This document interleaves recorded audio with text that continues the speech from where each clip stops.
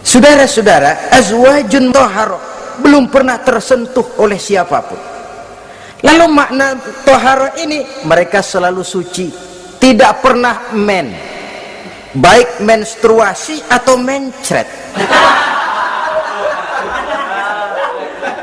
tidak pernah. Dan kalau perempuan kita, istri-istri kita di dunia ini kan 1 minggu dalam sebulan terkena dapat fasilitas dia untuk tidak sholat, untuk tidak ibadah, masa haid itu. Perempuan di surga yang namanya bidadari tidak akan pernah mengalami haid. Lalu apalagi keistimewaannya? Selalu perawan, tidak pernah janda, walaupun tiap hari dipakai, habis dipakai perawan lagi. Saudara-saudara yang saya hormati, itu diperuntukkan untuk penduduk surga. Lah itu laki-laki itu. Iya, kalau perempuan bagaimana?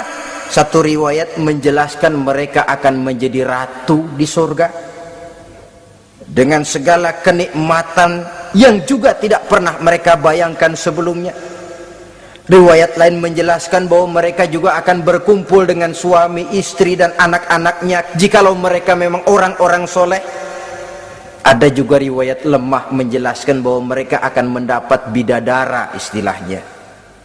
Saudara-saudara kaum muslimin rahimakumullah, pendeknya surga dan seluruh kenikmatan yang ada di dalamnya tidak pernah mata melihat, belum pernah telinga mendengar, belum pernah terdetik dalam hati manusia. Oh, di surga begini kali ya, berbeda dengan itu. Oh, bidadari begini kali ya, kalau masih begini kali ya masih bisa dibayangin. Ini sudah nggak bisa dibayangin, jadi nggak usah begini ya begitu ya. Saudara-saudara, apabila orang sudah masuk ke dalam surga, bertemu dengan sesama teman waktu di dunia, surah At-Tur menjelaskan ayat 25-26, wa aqbala ba'duhum ala ba'di yatasaalun qalu inna kunna qablu fi ahlina musfikin famanna Allahu alaina wa waqana azabas samum. Apabila mereka telah masuk ke dalam surga, sebagian yang lain berkunjung kepada sebagian yang lain. Cara kita belah sono, ini teman kita dulu waktu di dunia, yuk samperin yuk. Ba'duhum ala ba'di yatasaalun, saling tanya menanya. Kalau istilah kita, sampai juga kemari? Iya.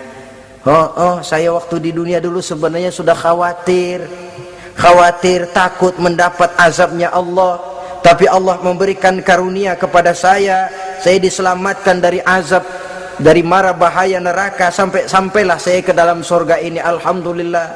Bagaimana kabarnya ente? Alhamdulillah saya juga sampai ke surga ini. Si fulan bagaimana? Nyangkut kali dia mah di neraka. Yatasaalun, saling tanya menanya hal ihwal dan keadaan mereka. Tapi satu hal yang jelas saudara-saudara, di surga nanti itu tidak ada perkataan yang sia-sia, tidak ada ucapan kotor, tidak ada omongan keji, dan tidak ada omongan kosong. Tidak ada omongan yang sia-sia, ucapan-ucapan yang kotor, mencaci maki, itu tidak ada. Karena sifat marah pun tidak ada dalam surga. Kalau di sini kadang-kadang sedikit marah sudah semrawut, kata-kata kita sudah out of control.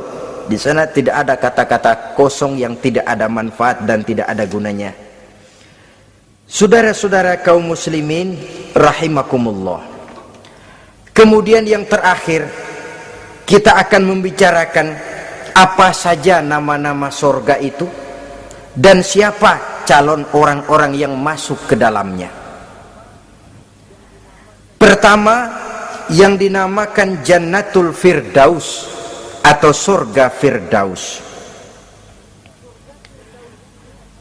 Surga Firdaus ini oleh Allah Subhanahu wa taala disediakan untuk orang yang dijelaskan dalam surah Al-Mu'minun ayat 1 sampai dengan 11. Qad aflahal mu'minun, beruntunglah orang-orang yang beriman. Jadi kalau saudara ingin dapat kapling di tempat yang namanya Firdaus, itu boleh pesan mulai sekarang. Nafas masih ada, Allah masih memberikan kesempatan untuk hidup, pesan tempat dari sekarang. Apa harga karcisnya?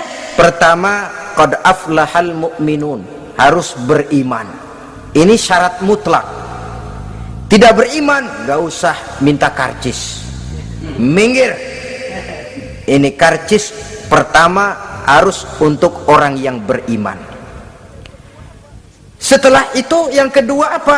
Allazina hum fi salatihim khashi'un, mereka yang khusyuk di dalam solatnya. Jadi untuk mendapat tiket ke surga Firdaus itu, setelah beriman khusyuk di dalam solat.